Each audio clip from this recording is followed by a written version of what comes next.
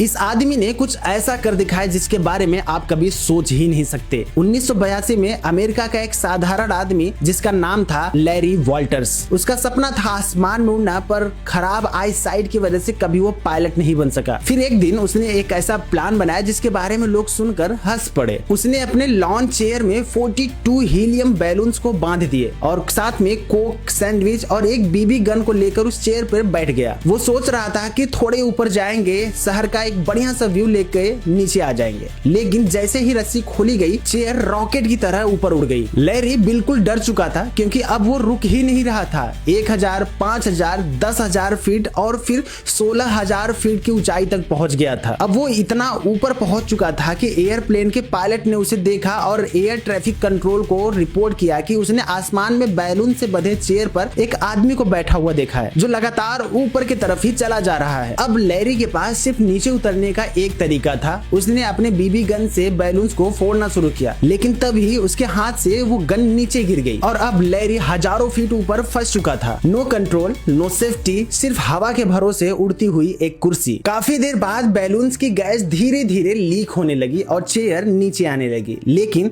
Landing भी इतनी आसान नहीं थी। वो बिजली की तारों पर आकर फंस गया और फिर पूरे इलाके की बिजली बंद करनी पड़ी और किसी तरह उसे नीचे उतारा गया। लैरी का कहना था कि पूरी जिंदगी इंसान बस बैठा नहीं रह सकता। सोचो, अगर बैलून्स थोड़े और ज्यादा होते तो शायद वो कभी वापस ही नहीं आ पाता।